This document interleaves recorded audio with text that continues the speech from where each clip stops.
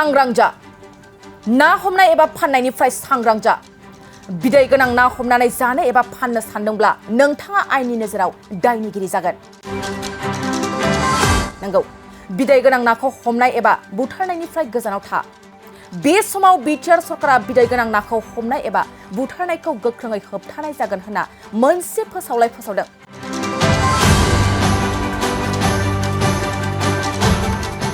ना बिदै दैनाय एबा जोनोम होनाय बोथोरनि समाव नानि हारिसाफोरखौ रैखाथि होनो थाखाय आरो नानि अनजिमाखौ बांहोनो थाखाय मोनसे फोसावलाय फोसावदों बिटिआर सरकारा 2023 मायथाइनि 1 एप्रिलनिफ्राय 15 जुलाइसिम बिदै गोनां नाफोरखौ हमनो नाङा होननानै बिटिआर सरकारा मोनसे फोसावलाय फोसावदों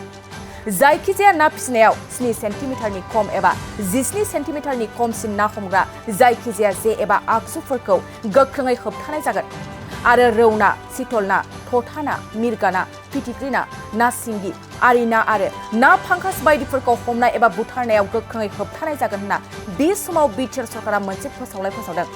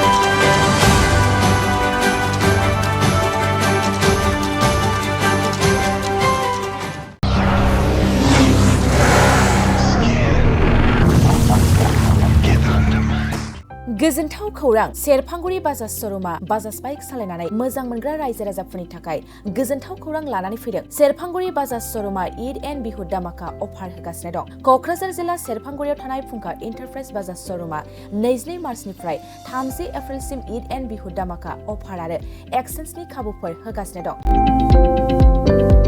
नोंथांमोना सेरफांगुरियाव थानाय फुंखा एन्टारप्राइज बाजाज श'रुमाव खुंफुंजानाय ईद एन्ड बिहु दामाका अफार एक्सचेन्जआव फैनानै नोंथांनि लुबैनाय बाजाजनि बाइकखौ लांफैनो हागोन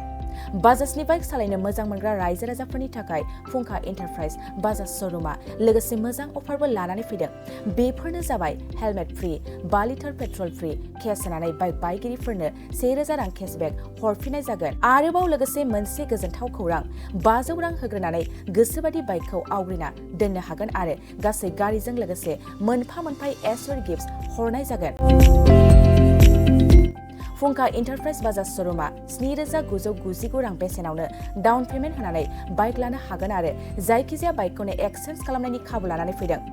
आबुङै मिथिनो थाखाय 6003817191 7002240725 आरो 9101547892 बे जानबुं नाम्बाराव खौरां लाहरनो हागोन